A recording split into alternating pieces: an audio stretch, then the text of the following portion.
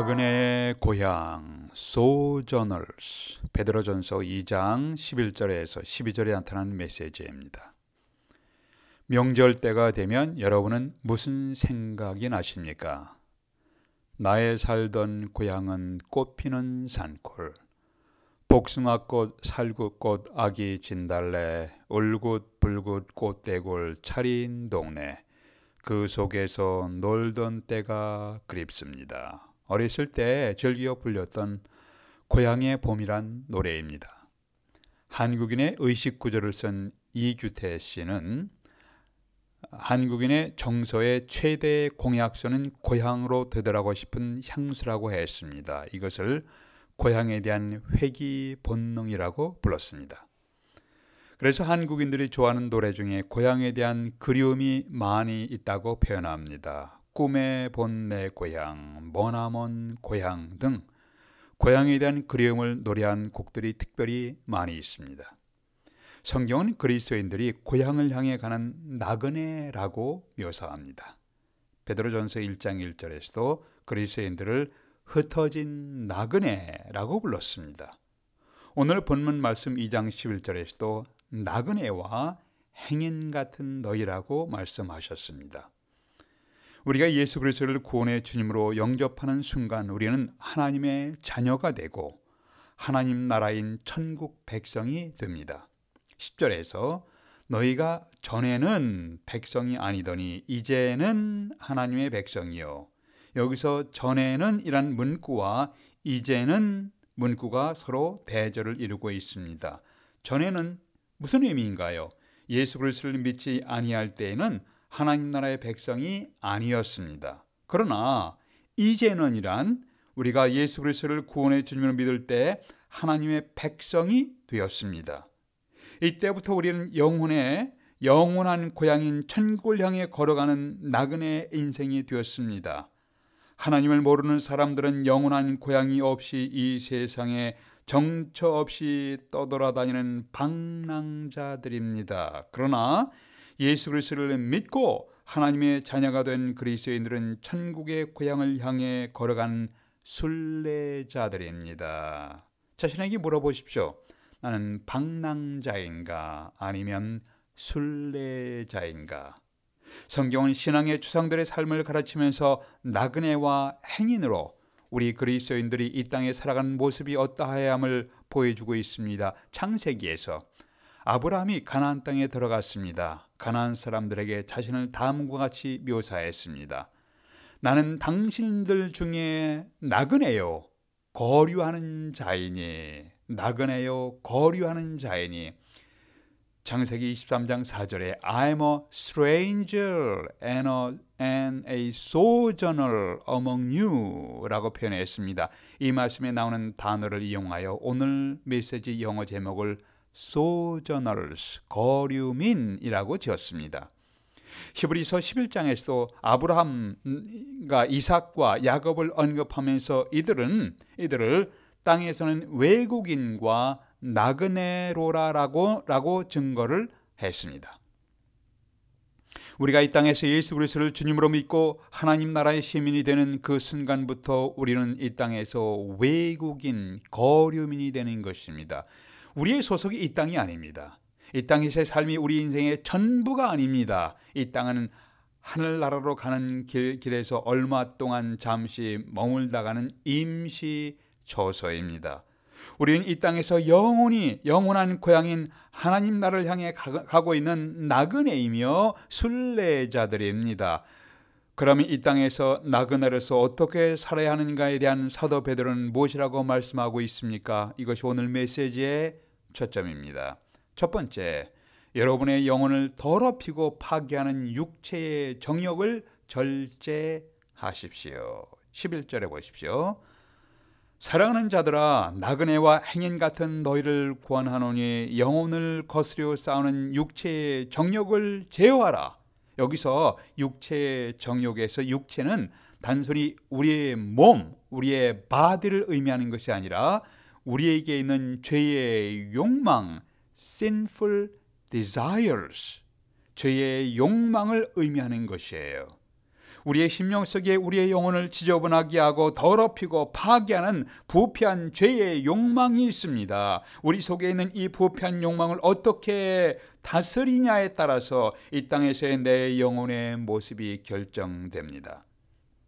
과거 베드로 당시에 로마에 살았던 사람들의 죄의 욕망이 오늘날 문명의 발달과 함께 많이 진화되어 많이 순화되어 있습니까? 오늘날 미국을 대표하는 뉴욕시의 뒷골목에서 일어나는 추악하고 잔인한 범죄 소식들에 우리는 충격을 받게 됩니다. 매일 혹은 매주 엄청난 소식들, 충격적인 소식들이 쏟아지고 있습니다. 한국을 대표하는 서울에서 발생하고 있는 부패한 인간들의 파렴치한 죄악의 소식에 한탄의 소리가 나옵니다. 2000년 전 베드로 시대 시민들이 행한 죄악의 욕망이 21세기 오늘날에는 더욱 진흥화되고 더욱 잔인하고 더욱 폭력적으로 느껴지는 듯한 느낌이 들고 있습니다. 이 시대는 음행과 폭력과 탐욕의 죄가 더욱 홍수처럼 몰려오는 것을 매스컴을 통해서 분명히 볼 수가 있습니다. 탐욕을 부추기는 상업 광고가 있습니다. 성적인 환상을 자극하는 퇴폐 음악과 신문 잡지와 영화들을 쉽게 볼 수가 있습니다. 이 시대에 우리 그리스도인들은 어떻게 살아야 합니까? 유명한 전도자인 D.L. 무디 목사님께서 이런 말씀을 하셨습니다. 내 신앙의 걸음에 장애가 되는 가장 큰 골칫거리가 있다. 내 신앙의 발걸음에 가장 큰 골칫거리는 바로 나 D.L. 무디이다 라고 고백하셨습니다. 나를 흔들어 놓고 나를 넘어지게 하는 가장 큰 대적은 사실 나의 내부에 숨어 있습니다. 내 영혼의 거룩한 행진을 방해하고 있는 내 속의 부패한 욕망을 조절해야 나는 영광스러운 삶을 향하여 계속해서 걸어갈 수가 있습니다. 우리 인간의 내면에 연약하고 간사한 욕망이 있다는 것을 아는 사람은 자만하지 않습니다. 우리는 자신의 육체적인 욕망과 시기와 질투로 삶을 망치기 쉬운 지극히 연약한 존재라는 사실을 알게 된다면 우리도 바울처럼 이렇게 고백하게 될 것입니다. 나는 내 생각을 예수 그리스도 앞에 복종시키겠다. 나는 내 삶을 주님의 말씀에 의탁하며 주의 인도하심을 구하며 살겠다. 이것이 사도 바울의 고백입니다. 여러분이 하나님 나라를 향해서 걸어가는 건강한 순례자의 삶을 살아가시려면 자신의 내면에 영혼을 더럽히고 오염시키고 파괴하려고 싸우려는 육체의 죄악된 욕망, sinful desire가 있다는 것을 인정하셔야 합니다. 그래서 하나님 앞에 엎드립니다. 주님의 도심과 인도하심을 구하며 삶을 살아가십시오. 어떤 꼬마가 병석에 손을 넣어 사탕을 한 주먹 움켜 쥐었다고 합니다.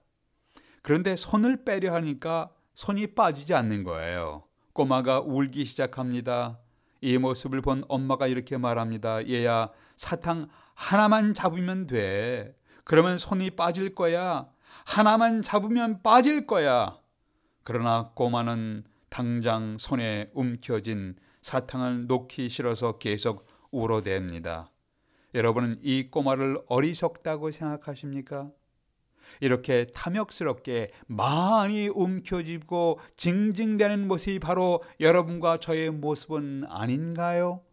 우리 그리스도인들은 지나가는 인생길에서 아름답고 선한 행적을 남기며 하나님이 허락하신 것을 즐기며 살아갈 수 있지만 이 땅에서 살아가는 동안에 필요한 것보다 지나치게 과도하게 명예와 과도하게 인기와 과도하게 물질의 정욕에 사로잡고 집착하게 되면 이러한 것들에 집착하게 되면 영원한 고향을 향해 가는 나그네 인생길이 고통스러워집니다.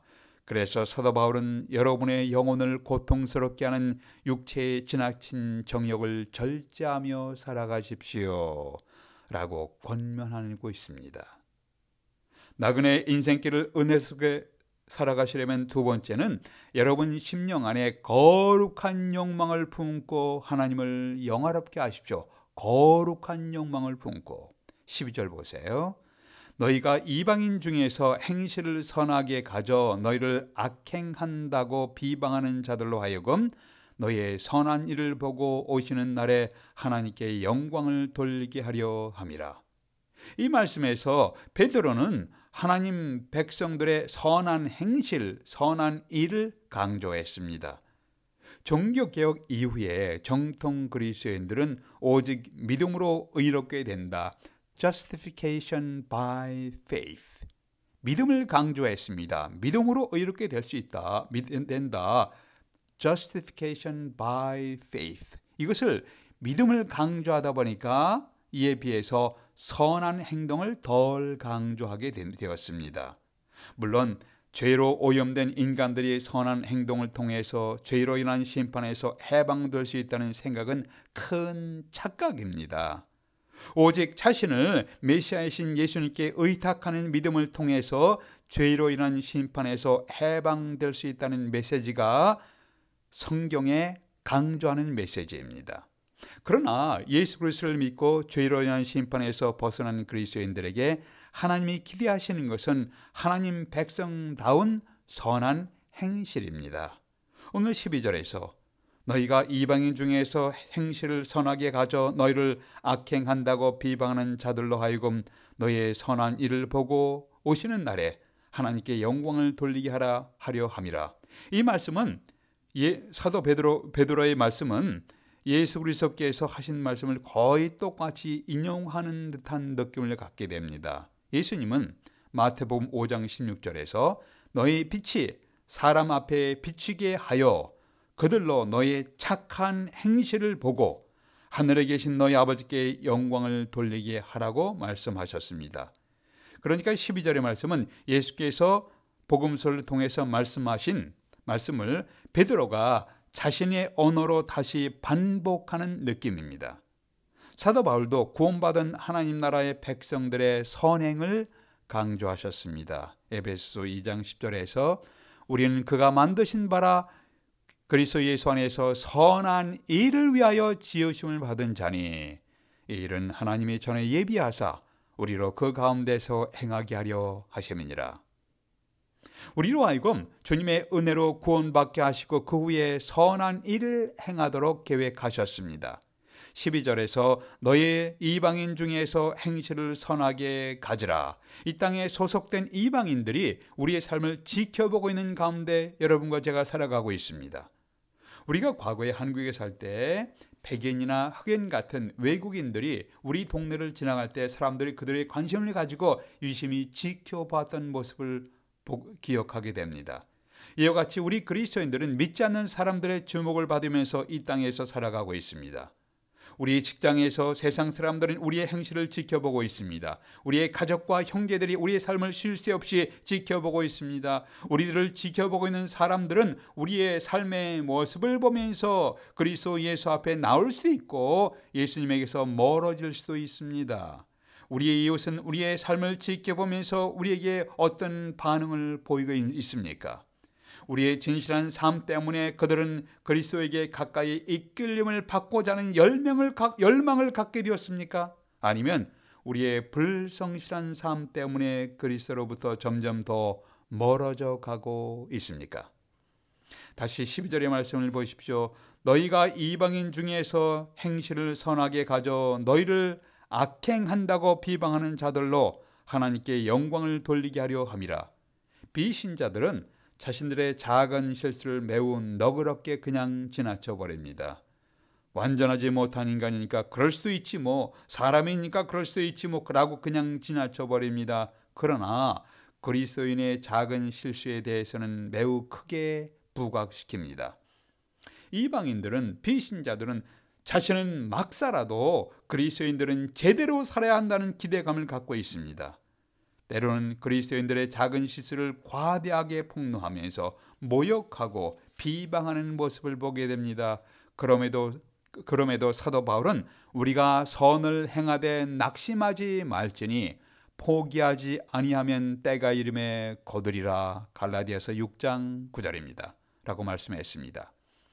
비신자들에게 보이기 위해서 억지로 쇼하라는 말씀이 아니고, 우리는 하나님의 은혜에 감사하면서 성실한 삶, 선한 일을 계속하라는 메시지입니다. 그렇게 할 때 결국에 비신자들도 하나님께 영광을 돌리게 하라는 말씀을 주고 계십니다. 매 4년마다 열리는 올림픽 경기에서 영광의 메달을 목에 걸은 선수들의 간증을 들어보시면 하나의 공통점이 있습니다. 그것은 4년 동안 열심히 피와 땀을 흘리면서 훈련을 계속해 왔다는 것입니다. 올림픽 메달을 위해 준비한 선수들이 먹을 것을 다 먹고, 즐길 것을 다 즐기고, 잠잘 것을 다 자고, 여행 가고 싶은 곳을 다 가고, 놀고 싶은 것을 다 놀면 영광의 메달을 목에 걸 수가 있겠습니까? 아닙니다. 그러니까 선수들이 올림픽 경기장에서의 승리는 사실상 올림픽 훈련장에서 거의 결정됩니다. 모든 욕망이 다 나쁜 것은 아닙니다. 단순한 금욕주의는 성경적인 메시지가 아닙니다. 이방 종교는 대부분이 금욕주의로 접근하지만 성경은 거룩한 욕망을 가질 것을 말씀하고 있습니다. 거룩한 욕망은 하나님을 영화롭게 하겠다는 욕망입니다. 우리들이 우리 영혼을 파괴하는 거룩하지 못한 욕망을 절제하며 하나님을 영화롭게 하겠다는 거룩한 욕망을 가질 때, 거룩하지 못한 욕망을 절제하고 하나님을 영화롭게 하겠다는 거룩한 욕망을 갖게 될 때 우리는 승리의 걸음을 걸어갈 수가 있습니다. 오늘 글에서 읽은 아름다운 동반자란 것을 잠시 소개하겠습니다. 한 예식장에서 일어난 일이라고 합니다. 축하객들로 떠들썩하던 예식장이 신부 입장을 알리자 갑자기 조용해졌습니다. 다리가 불편한 신부가 아버지의 손을 잡고 약간씩 절룩거리며 들어오고 있었습니다. 신랑 앞에 거의 당도할 무렵에 신부가 그만 중심을 잃고 넘어져 버렸습니다. 너무나 안타까운 상황이 일어났습니다. 하지만 잠시 후에 축하객들은 세상에서 매우 아름다운 모습을 볼 수가 있었습니다.